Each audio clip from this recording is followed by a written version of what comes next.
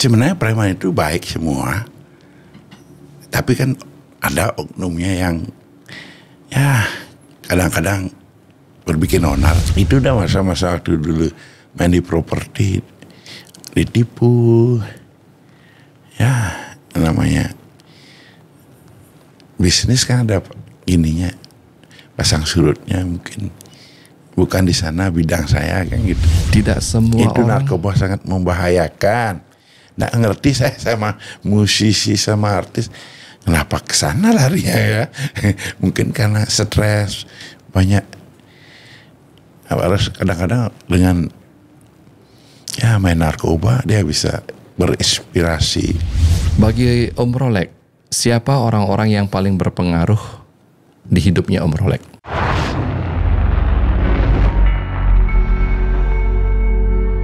Pasti ada solusi. Bicara cerdas, pasti ada solusi.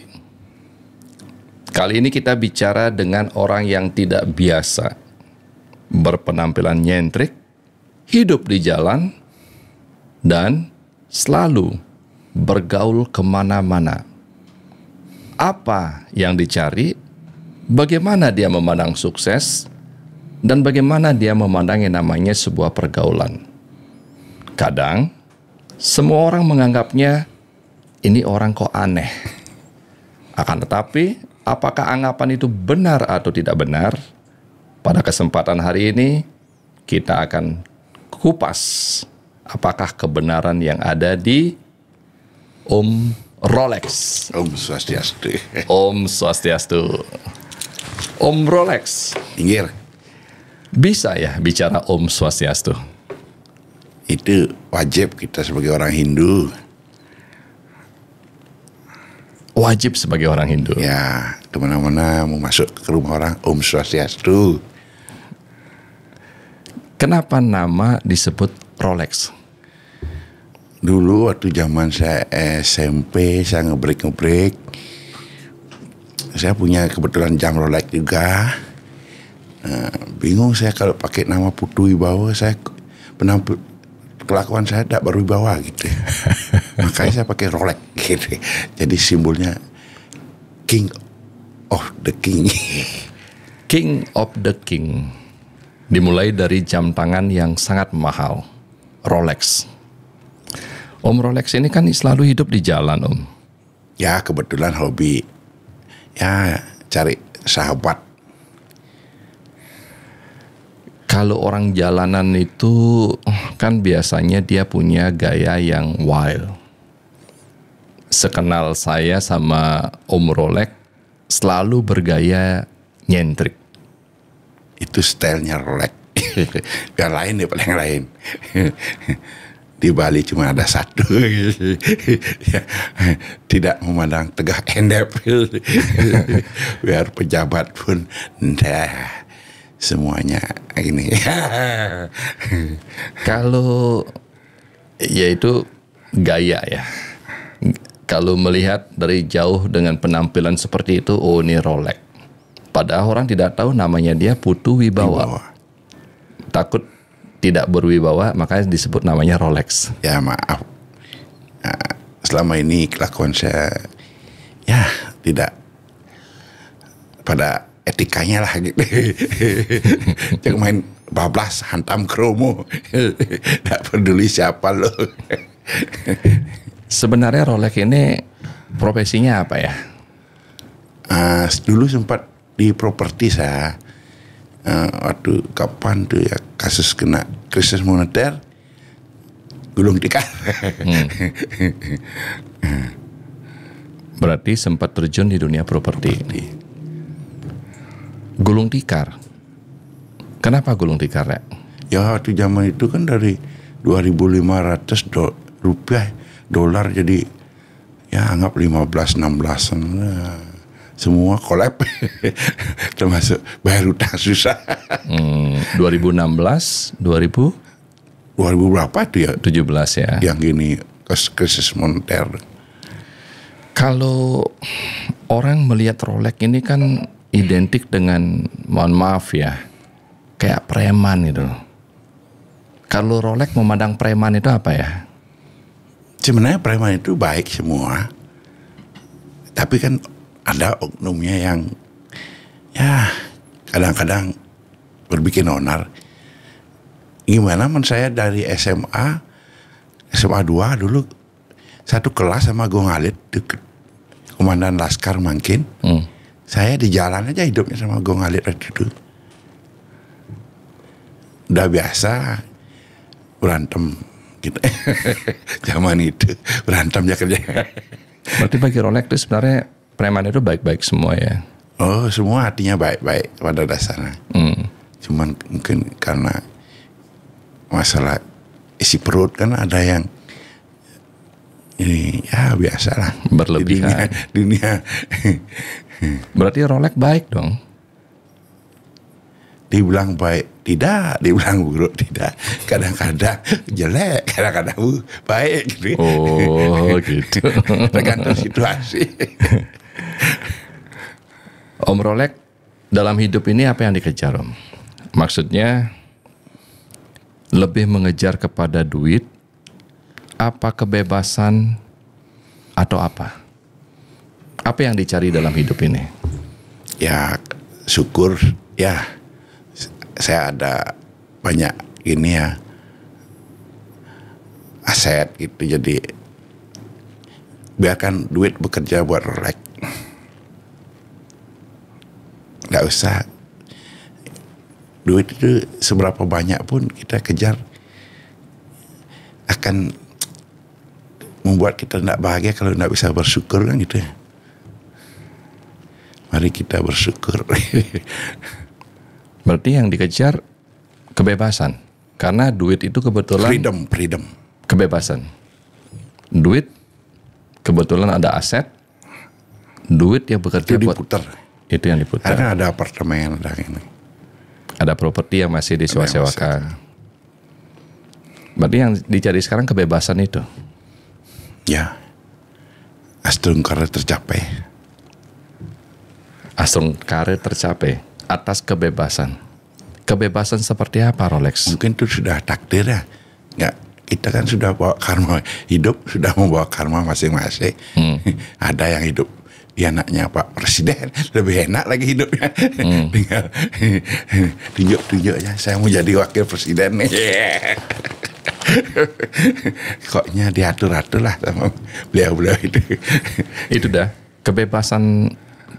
Arti kebebasan itu apa ya buat dari seorang Rolex ini?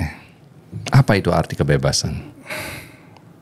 Ya kalau dijelaskan secara mendetail panjang nanti. Pokoknya hidup, enjoy life, freedom. Hidup, enjoy life, freedom. Maka dari itu Rolex kesehariannya selalu berpakaian nyentrik, menyenangi orang. Biasa dalam hidup kan ada yang senang, ada yang enggak. Gaya kita diakhiri mungkin lihat Rolex, kok bisa santai hidupnya. Apa yang gue bererong? Om Rolex, coba cerita sedikit. Apa aktivitas Rolex dari pagi sampai malam? Apa yang dilakukan? Dari bangun pagi, siang, sore, malam. Biasa olahraga di Renon. Udah gitu kumpul-kumpul, ketemu sahabat-sahabat, ngopi di Mayong Cafe. Itu bagus sekali, kopinya enak, murah meriah. Dan yang berkumpul sana termasuk Ketua Kadin Bapak Ariandi kumpul di sana. Jadi saya merapat di sana, ngobrol dengan Pak Kadin, Ketua Kadin. Semoga beliau jadi menteri nanti ya. Itu ramalan Rolex ya? Saya mendoakan Pak Mendoakan. Bapak Made Ariandi jadi menteri. Amin. Itu teman kita juga. Ya. Kalau Rolex pernah nggak merasa, aduh hidup saya kok ngawur, hidup saya kok tidak berguna, hidup saya kok begini. Orang aja menilai, Rolex itu gal-galan, begini. Itu cuman nyari sensasi biar lain deh yang lain. Tidak pernah ya? Nah, Tidak pernah merasa hidup tuh ngawur ya? Saya akan berusaha menjadi yang terbaik. Karena kemarin ya anggaplah saya tidak memandang etika itu apa gitu ya. Semenjak saya merapat ke Pak Putu Jaya dengan Pak Made Putrawan, itu insinyurnya Mas Tommy Soeharto. Pak Putu Jaya adalah seorang tokoh di Bali yang masih linknya ke Cendana gitu. Jadi Rolex merapat sama beliau gitu. Dan berubah. Nah, kemarin saya datang menghadap sama Pak Putu Jaya. Pak, mohon izin saya mau menikah. Direstui sama Om Putu. Ya Rolex harus berubah karena calonnya Rolex adalah seorang lawyer. Jangan sampai hancur nama baik seorang lawyer. Sampai saya menangis dinasihati. Orang tua aja nggak pernah karena ada yang nasihati. Pak Putu, karena saya merasa Rolex nge-WA saya, mohon gini. Ya saya berani ngomong, kalau enggak ngapain saya ngomong sama Rolex. Nah, saya bukan orang tuanya. Sampai nangis saya dinasihati. Tanya Bu Agungnya. Iya Bu, nangis Bu ini. Sing-sing ada mulai. Rolex belum nikah ya? Yang kedua kali. Yang kedua, dulu udah sempat nikah. Ampun, namanya berumah tangga kan ada ini ya, banyak problem lah. Kalau bagi Rolex, ukuran sukses itu apa ya? Kan kadang-kadang ukuran sukses itu orang yang punya rumah, mobil, jabatan. Kalau saya sudah meninggalkan yang namanya jabatan, kalau bisa ya hidup sederhana aja lah. Udah saya tinggalin hidup glamor tuh sudah saya mau berusaha vakum aja.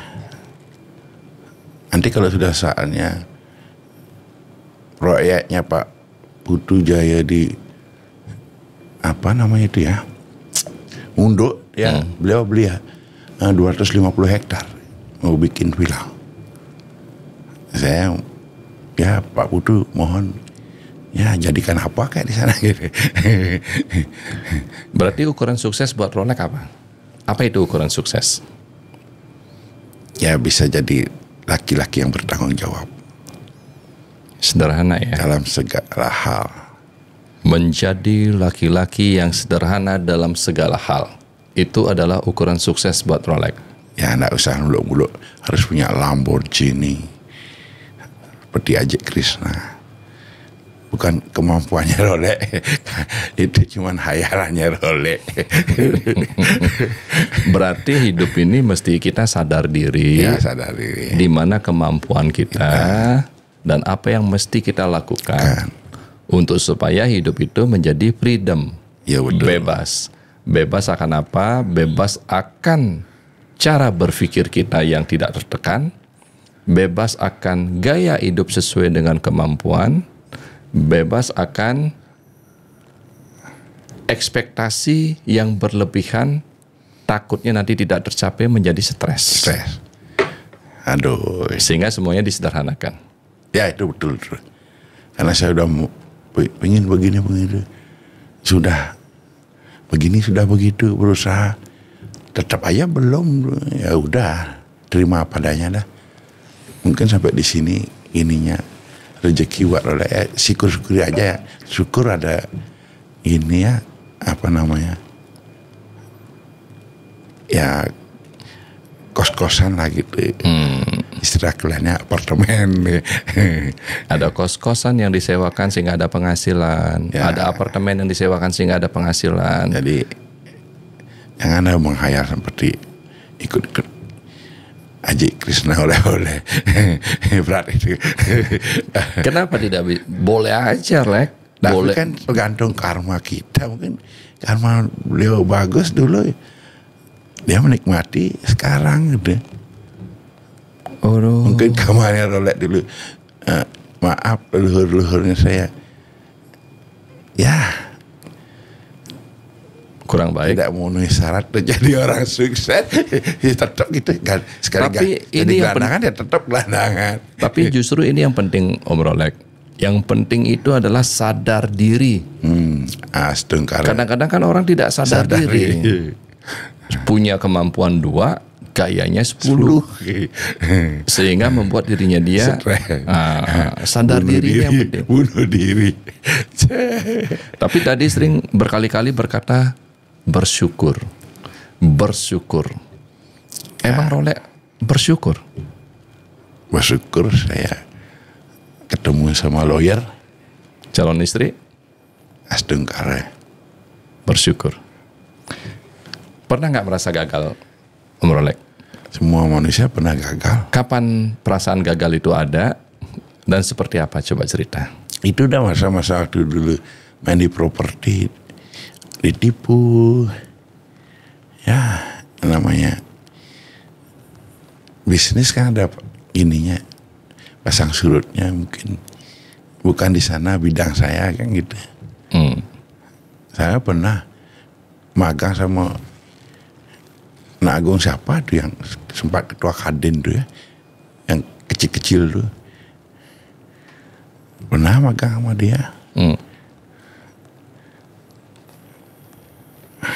Berarti kegagalan itu pernah Rolek rasakan pada waktu bisnis di properti bangkrut. Pernah. Itu kegagalan yang dirasakan. Bagaimana rasanya pada waktu itu, Rolek? Jangan pada waktu sekarang. Perasaan pada waktu seorang Rolek yang gayanya nyentrik, ceplas-ceplos, dan semua orang hidup lu santai banget. Bagaimana perasaan pada waktu Rolek di waktu itu gagal? Ya kebetulan juga itu dah. Saya kan ada minjam-minjam uang di mana-mana. Nggak ada beban jadinya. Ya udah ikhlasin aja. Mungkin sudah takdirnya begitu. Banyak kok teman saya bangkrut pinjam uang sampai di penjara gitu. Berarti dari tadi lu bicaranya syukur, gagal itu bisa terselesaikan dengan kata ikhlas Kelas. dan tidak pinjam uang. Orang bisnis kan selalu pinjam uang, Om Rolek. Harus melihat kemampuan juga ya. Kalau mau bikin properti yang umpamanya sampai 20 hektar gitu ya jelas. Kita mainnya ya Kangguin main 20 unit, 10 unit. Yang penting ada uang masuk. Sekarang maunya bangkit lagi. Menunggu gini aja. Waktunya. Amin. Berarti berbisnis pun sesuai dengan kemampuan. Ya kalau nggak mengukur kemampuan nanti terlalu inginannya besar nanti jatuh lagi. Seperti dulu kan gaya nyatu terus. Om Rolek, kalau Om Rolek kan bergaul dengan banyak sekali orang-orang. Saya lihat Om Rolek itu di mana aja ditaruh blended, bisa bergaul, bisa menyatu dengan orang tersebut. Terus ditempatin di mana aja, ya oke-oke aja. Koknya enjoy life. Enjoy life. Bagi Om Rolek, siapa orang-orang yang paling berpengaruh di hidupnya Om Rolek? Udah pasti orang tua ya. Orang tua? Ya. Karena dia yang mendidik, melahirkan.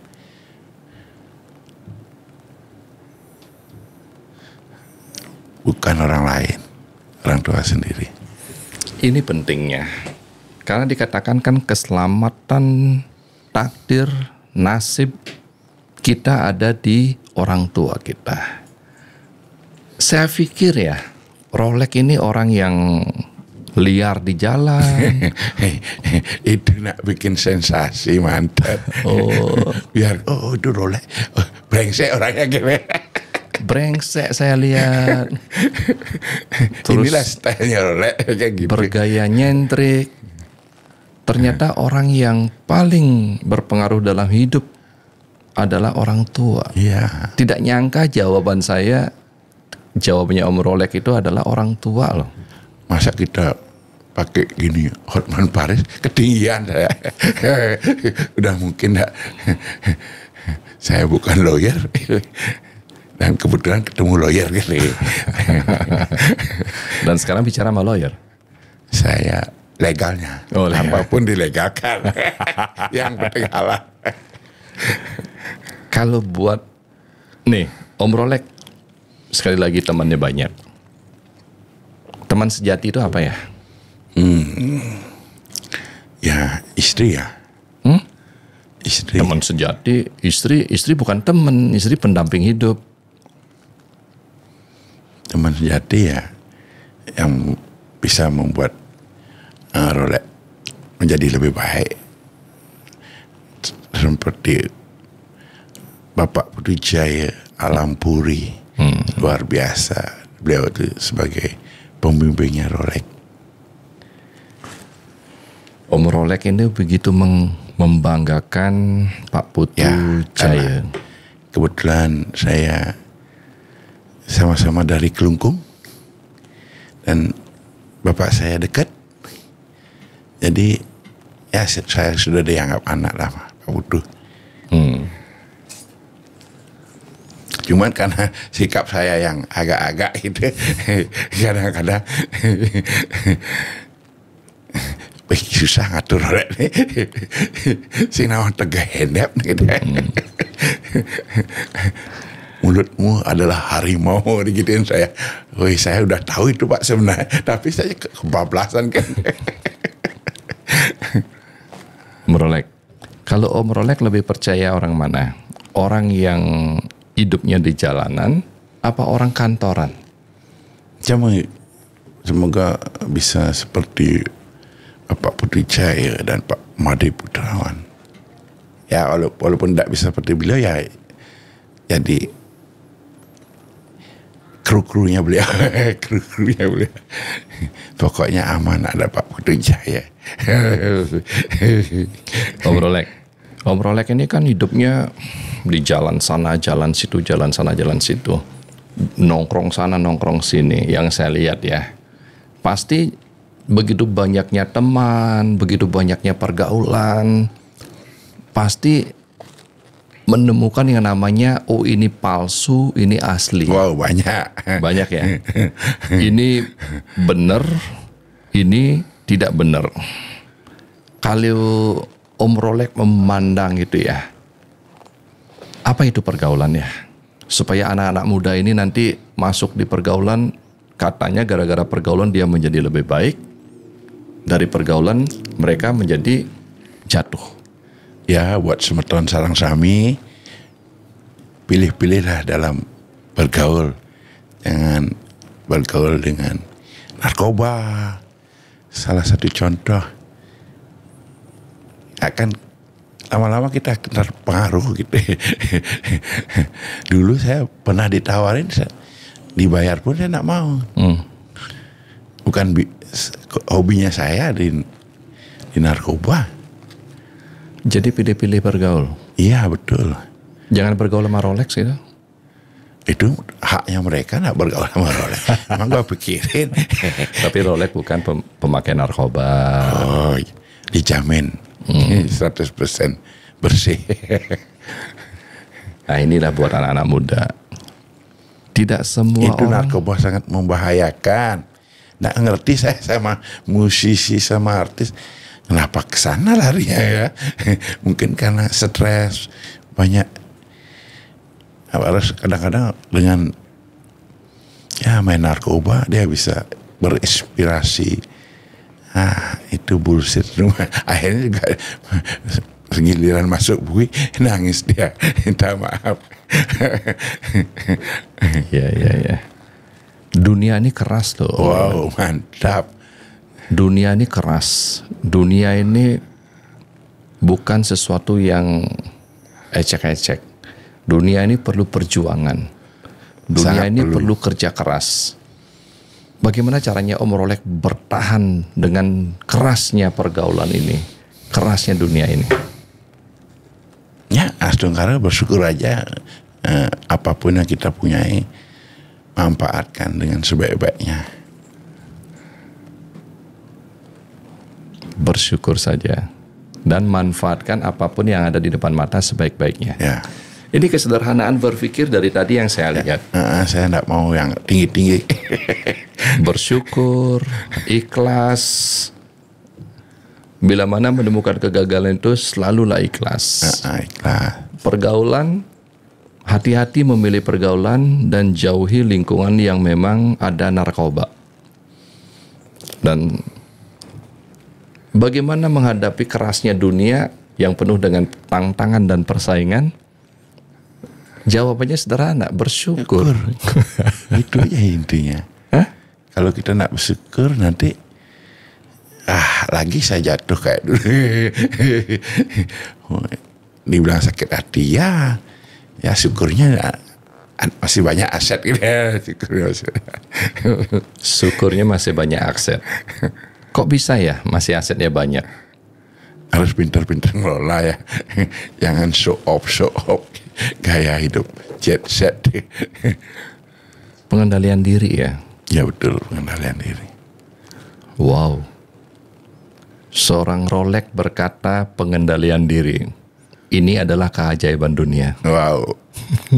Astungkara saya semoga bisa berubah berkat bimbingannya Pak Putu Jaya Alampuri Kelungkung Jayas. Ini gaya nyentrik. Pakaian, cara bicara, dan bawaan di luaran sana. Belajar di mana, Om? Dari alam lah. Ini apa namanya? Kita kan banyak teman bisa berguru kepada inilah situasi dan kondisi. Oh kalau gini kelakuan kita buruk ya kita perbaiki ya gitu. Tapi kadang-kadang saya lupa diri gitu, keenakan santai. Keenakan santai. Kalau pernikahan dulu, Om Rolex punya anak? 1 cowok. Cowok. Umur berapa dia sekarang? 26. Udah besar ya? Luar biasa. Banyak orang bilang, ini banyak orang bilang lah, Ya. bukan saya yang bilang. Cara berpikirnya Rolex ini rada-rada gila. Ya. Setuju gak dengan perkataan itu? Ya saya pusing saya jawabnya. Itu memang stylenya saya, kadang-kadang menyenangkan, kadang-kadang tidak. Ada yang senang dengan gaya saya, malah ada yang bilang pertahankan gaya lu yang sekarang gitu. Jadi karena saya punya seorang calon yang lawyer harus bisa berubah biar nggak hancur nama lawyer. Berarti sepertinya Rolex ini mencintai perempuan yang ketemu saat ini. Begitu mencintai dia, menghormati profesi sebagai lawyer, bahkan mau berubah atas dianya. Betul itu? Ya, saya kan tidak bisa 100% berubah ya. Semua proses harus betul proses. Berarti cinta ya yang bisa merubah Rolex itu. Astungkara. Nyentrik iya. Berpikiran katanya agak gila. Hidup santai. Hidup. Selalu ikhlas, bersyukur, dan berbuat sesuai dengan kemampuan. Dan sekarang ternyata punya rasa cinta. Cuma makhluk hidup pasti ada rasa cinta. Kalau yang laki perempuannya jangan sampai laki sama laki. Apa itu cinta, Rek? Simpel aja sebenarnya. Bisa bertanggung jawab terhadap posisi kita sebagai orang laki-laki.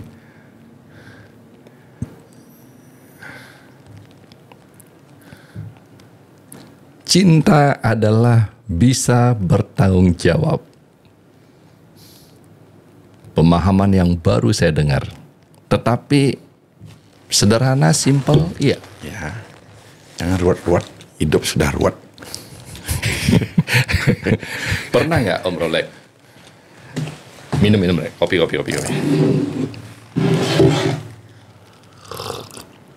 Pernah nggak orang salah paham dengan Rolex? Banyak. saya rasa, saya yakin 90% Salah paham. Tapi kalau yang mengerti jiwanya Rolex, kayak om saya Putu Jaya, itu memang stilnya begitu. Asal jangan kebablasan aja. Kebablasan itu maksudnya apa, Rek? Ya narkoba. Kalau seandainya nih Rolex punya kekuatan untuk merubah sistem, untuk merubah gaya hidup, untuk merubah cara hidup, punya kekuatan berupa kekuatan, mohon maaf ya, finansial tiba-tiba yang begitu besar, tiba-tiba punya kekuatan pengakuan atas menjadi orang sukses. Apa yang Rolex mau ubah kalau punya kekuatan itu? Gaya hidup yang sederhana. Pokoknya. Udah punya uang banyak kok gaya hidup sederhana. Ya lihat-lihat situasinya nanti. Ya artinya kalau umpamanya punya itu, apa yang mau Rolex ubah? Pola pikir, mindset kan. Mulai dari dalam diri ya, Mulai dari. untuk dirubah itu semua. Ya karena selama ini saya kebablasan terus. Jadi banyak orang kurang senang sama Rolex. Tapi mereka tahu kok maksudnya tidak ada unsur untuk Membuat orang salah paham. orang salah paham. Membuat orang tidak nyaman. Kalau yang mengerti jiwanya Rolex, sejelek apapun pasti. Saya punya sahabat namanya Cok Krishna. Kebetulan sama-sama dari Klungkung. Itu teman dari kecil. Bapaknya seorang jaksa agung muda. Seberapapun jeleknya Rolex, selalu dia buat saya semangat. Dan Om Putu Jaya. Kalau seandainya nih, Lagi satu. Jero Bima Ismail Ketut Putra Ismail Jaya. Itu yang sering membimbing Rolex ke arah yang lebih baik. Jero Bima. Jero Bima. Jero Bima itu spiritualnya luar biasa loh. Wow. Saya hampir dulu sering ikut sembahyang di tempat sucinya beliau. Apa yang Rolex bisa rasakan pada waktu sembahyang dan setelah selesai sembahyang? Yang jelas lebih damai lah. Dari rasa-rasa. Pokoknya setelah sembahyang pasti menemukan kedamaiannya. Kesehariannya Rolex sembahyang nggak? Sembahyang, tapi cukup dalam hati. Tuhan ada di dalam hati kita. Jangan harus ke sembahyang ke pesake macet. Batur macet. Keditu ya kele. Lu santai. Tuhan ada pada diri kita. Ribet kangen kau. Tapi tetap sembahyang. Ya, tetap sembahyang. Seandainya nih, amin, Rolex diberi umur panjang, diberi hidup yang nyaman, diberikan anugerahnya. Seandainya Rolex meninggal, apa yang pingin mereka kenang atas dirimu? Kalau orang mau ke alam, maaf ya, entah benar tidak ada surga dan neraka itu, ya harus perbuatan yang baik kan gitu. Jadi dimudahkan tuh ke surga. Berarti yang pingin mereka kenang dari Rolex adalah tirulah sifat-sifat Rolex yang baik. Tirulah. Janganlah ikuti gaya hidup Rolex. Jangan ikuti gaya hidup yang tidak benar gitu. Ini orang sadar benar. Kalau sebenarnya saya sadar, cuma nggak ngerti saya kok bisa agak-agak gini. Gimana tuh, Rek? Sebenarnya saya sadar, tapi saya tidak mengerti kok agak-agak begini. Ya itu mungkin. Agak-agak begini itu apa tuh? Ya banyak orang menilai saya, wah, nama sinting deh, kumat kamit kayaknya di ngajak tembok deh. Itu kan penilaian dia. Lu siapa nilai-nilai gua? Malu Tuhan. Di luaran sana Rolex bicaranya ceplas-ceplos. Ya, saya akan mengurangi itu. Mengurangi. Bicara seenaknya, kebebasan sepuasnya. Diajak bicara di sini agak grogi dikit nih. Ya, harus yang tunjukkan yang paling terbaik. Jangan bikin podcast yang aneh-aneh. Jangan bikin podcast yang aneh-aneh, karena hidup saya sudah aneh ini. Om Rolex, tadi saya dengar kok ada penyesalan dalam diri Rolex. Jangan ikuti saya, jangan mencontoh saya. Saya tidak menyesal terhadap hal-hal yang tidak baik. Ya, terhadap hal-hal yang tidak baik. Rolex mau ada pesan nggak buat anak-anak muda yang baru mau turun ke jalan atas hidup yang bebas ini? Ada pesan nggak buat anak-anak muda? Buat semeton sarang samis, jadilah orang yang berkepribadian baik. Jangan ikutin Rolex, karena itu banyak yang membenci jadi.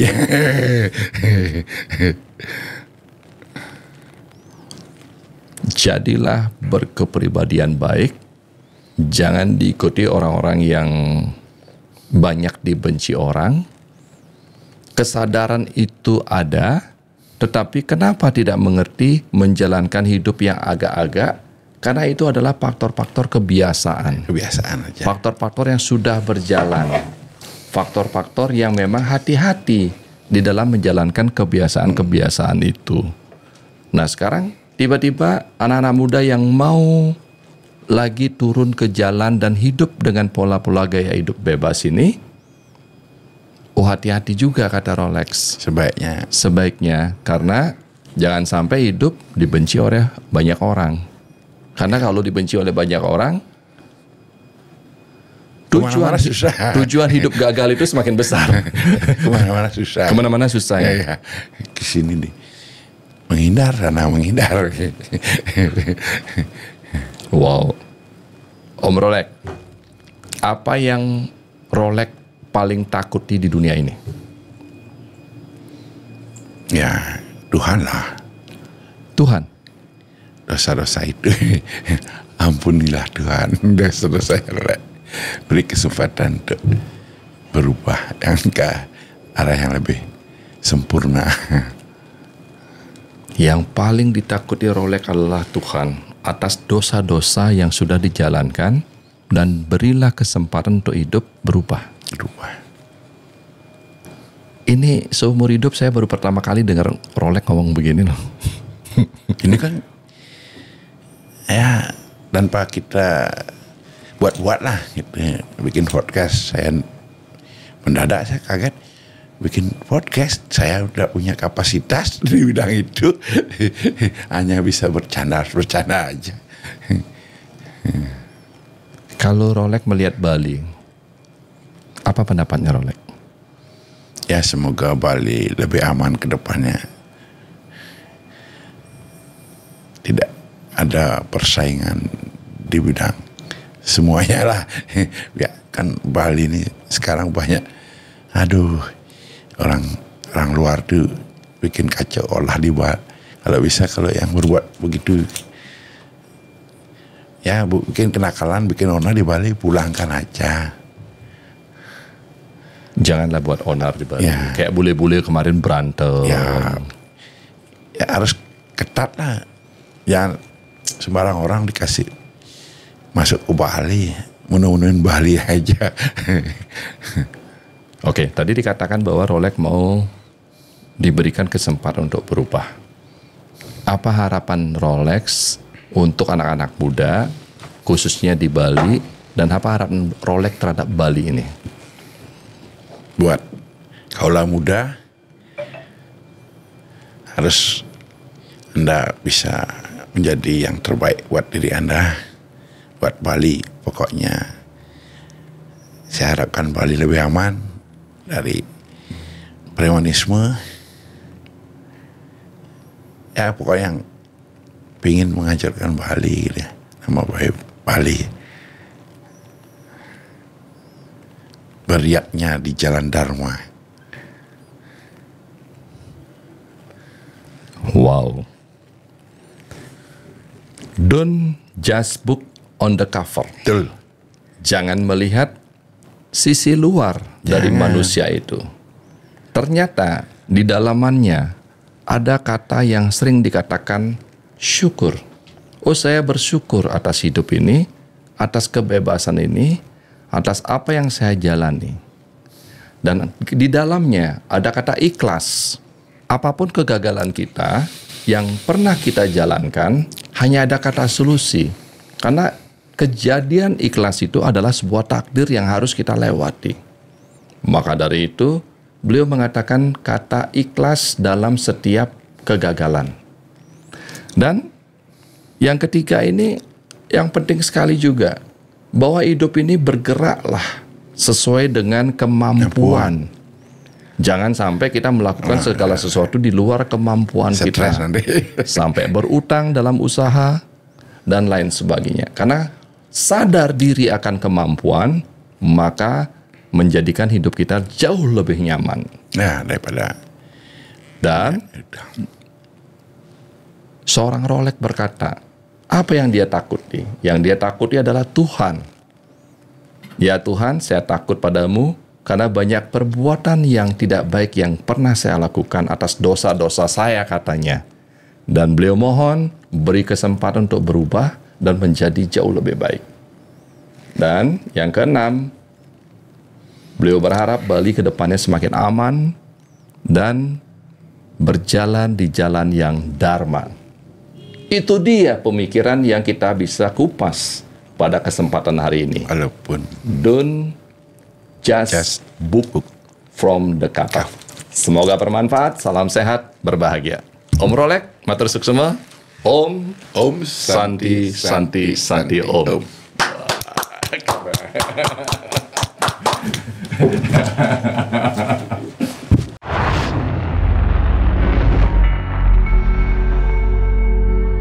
Pasti ada solusi.